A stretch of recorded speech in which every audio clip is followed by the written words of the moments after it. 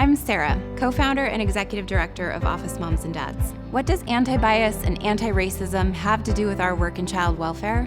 In this video, we want to show you how systemic racism has shaped child welfare in our not-so-distant past, and that in order to change whole systems, we have to first identify and change the biases in ourselves. We cannot turn a blind eye to this. We'll be walking through stats on racial disparities in child welfare and the outcomes for children of color. We'll also listen to how systemic racism and generational trauma has affected one of our own at Office Moms and Dads, explore implicit and explicit biases, and offer practical tools for staying curious while sitting with a little one at a child welfare office. A lot to cover in a short amount of time, so let's dive in. Children of color enter the foster care system at higher rates than white children. In 2017, Native populations were 69% more likely to enter the foster care system. 33% of kids in foster care are African American, but they make up only 15% of the child population. When it comes to the effect this has on these children, the statistics speak for themselves. More than 30% of Hispanic and Native American youth who have experienced foster care are parents themselves at age 21. More than 60% of African American and Latino youth in foster care have crossed paths with the criminal justice system. And in Washington state, 62% of minority culture youth wind up homeless when they age out of foster care. Generational trauma refers to a traumatic event or events that began decades prior to the current generation and have impacted the way that individuals understand, cope with, and heal from trauma. My name is Zach Desjardins. I'm a board member for Office Moms and Dads and live here in Vancouver, Washington. Generational trauma and how it affects families, I think, is a really fascinating idea. If you look at my family and how my grandparents were raised a certain way and had certain experiences, how that impacted their 6 kids, the first thing you see is a lot of addiction. All of my dad's siblings at some level struggled with addiction, and that could have been drugs or alcohol, and have had to overcome that throughout their lives. I think through the stories I tell about my grandma being removed from the reservation on multiple occasions to be taught how to be white or not Indian, I think those impact me just in you hear those as a kid, and then kind of put yourself in those shoes, and it really has a strong impact on you. Hearing the story about my dad being pulled off a bar stool by his braids when he was 17, again, has a pretty big impact on someone's, just how they're raised and how they approach life, knowing that is possible.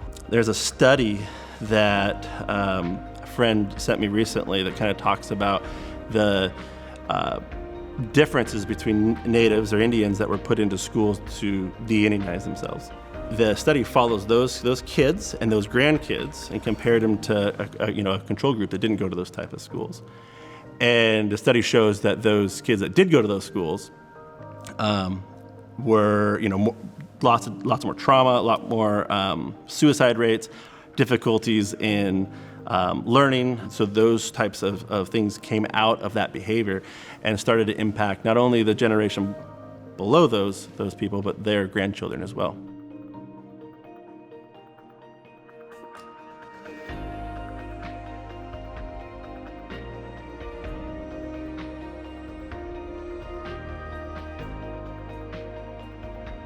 I'm here with the Office Moms and Dads co-founder, Kim Carew. Kim, why don't you tell us a little bit about yourself? Thank you. Like Sarah said, I co-founded this organization and I am a social worker. I work for the Department of Children, Youth and Family Services in Washington State. I've been a social worker for almost 15 years. I supervise a team of child protective investigators in Cowlitz County. We're going to talk a little bit today about implicit and explicit bias, which I know that's something that you've done with your team in Cowlitz County. And so we really wanted to get your take on these topics because it's pretty heavy, and I think that you've done your research and done your homework on it. First of all, can you explain the difference for us between explicit and implicit bias?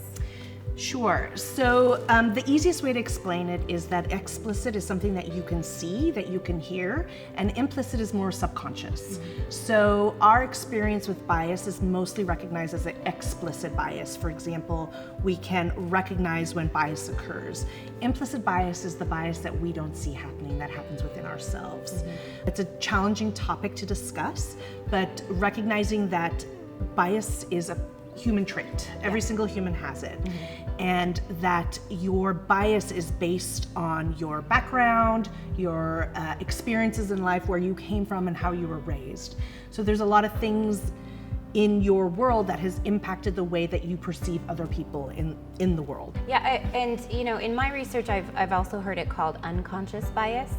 And I think that can help us frame it, because I think most of us are like, what, me? I don't have any biases. Like, what are you talking about? I'm not a racist, and which is probably very true. I think a lot of us are really working towards being better people, especially in this cultural moment that we find ourselves in, and really trying to educate ourselves and lean into these tough conversations. So I encourage people to think about it as it is something that is truly unconscious. I'm wondering if you could tell us a little bit more about how that works in our brain, and maybe where these implicit biases came from. When did this start for us as humans? So bias has been present ever since the beginning of humankind.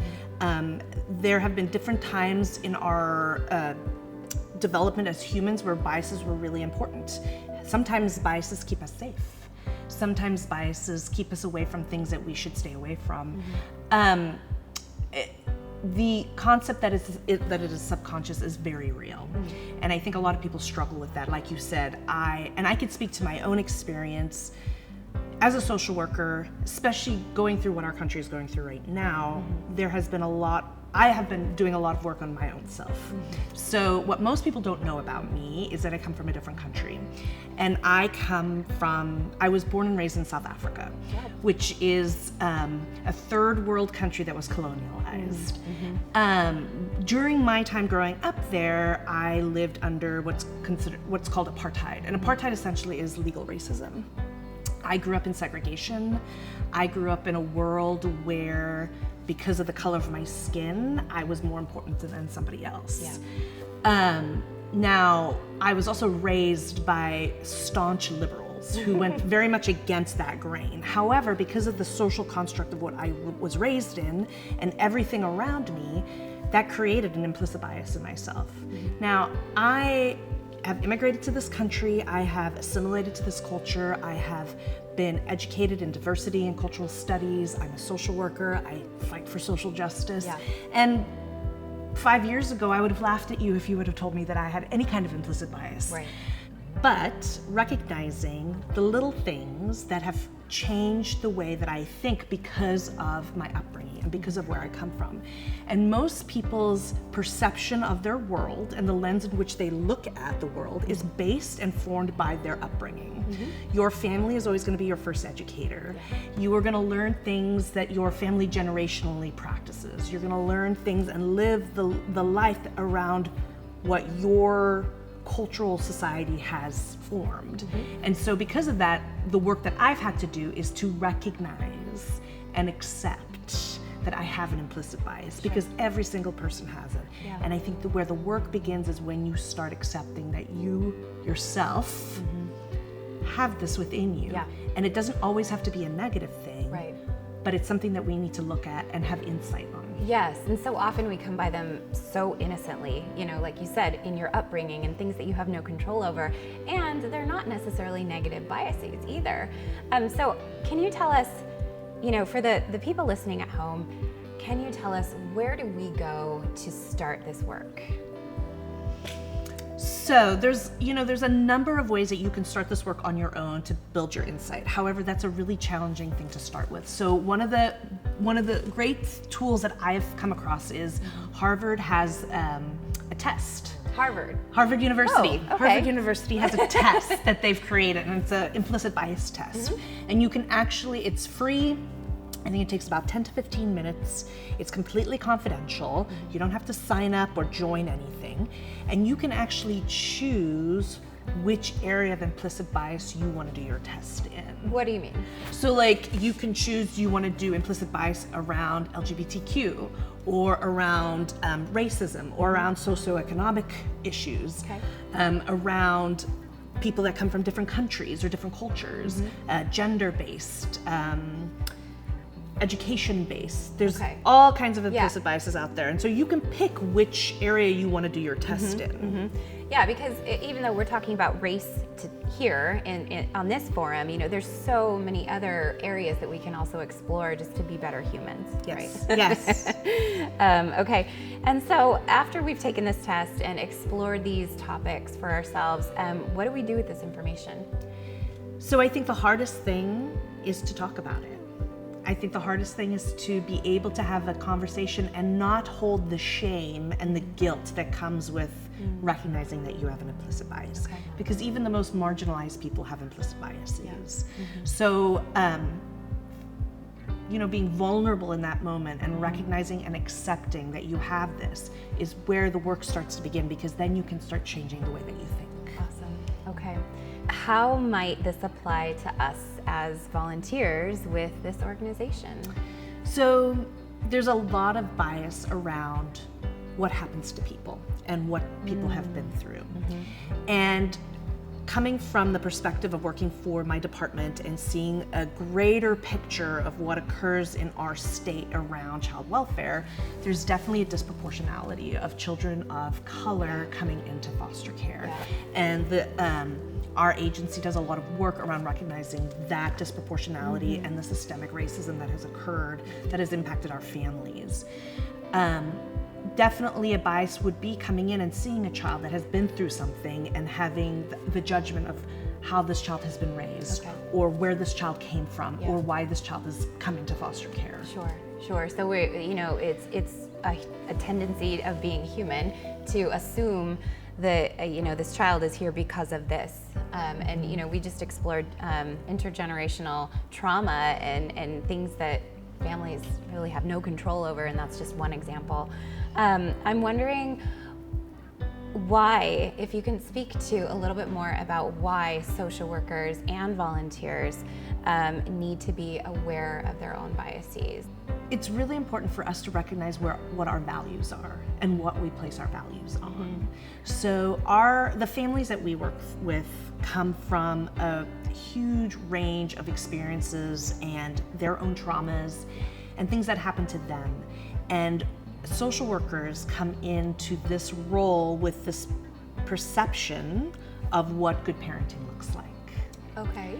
And so what we experience in my field when I work with my social workers is experiences, your idea of parenting is here. However, that's not necessarily what good parenting is. Okay. So that's something that social workers have to work on, is their perception of what happens in a family. Does it match your value or not? Interesting. Okay.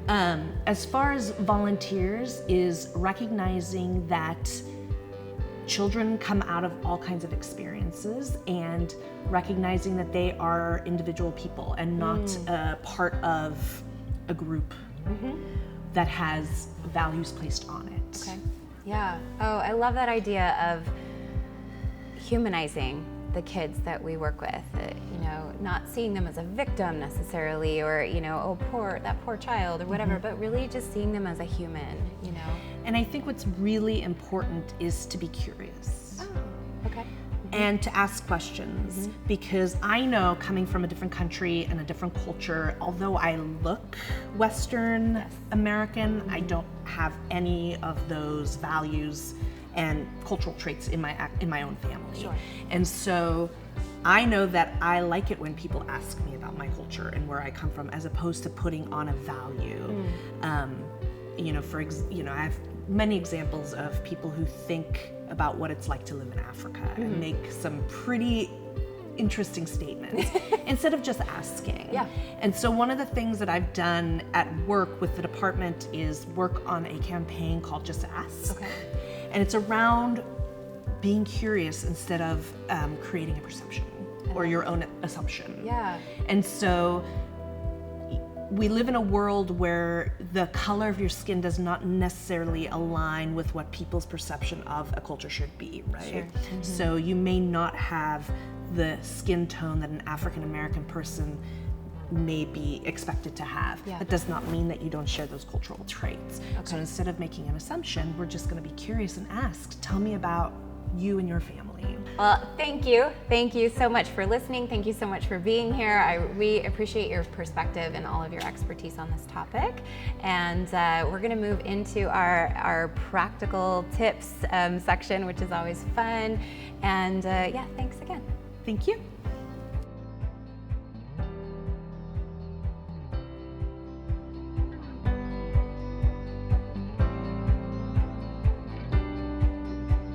As an Office Moms and Dads volunteer, how are you going to sit with a child, remembering that the moment you enter the room, there are power dynamics at play? Here are some practical tools for Office Moms and Dads volunteers. Number 1, volunteers need to be conscious of their power in the room. Diffuse that power by getting curious. Number 2, remember, people like talking about their cultures and who they are, so just ask. Number 3, don't make assumptions. It's all about staying curious rather than assuming.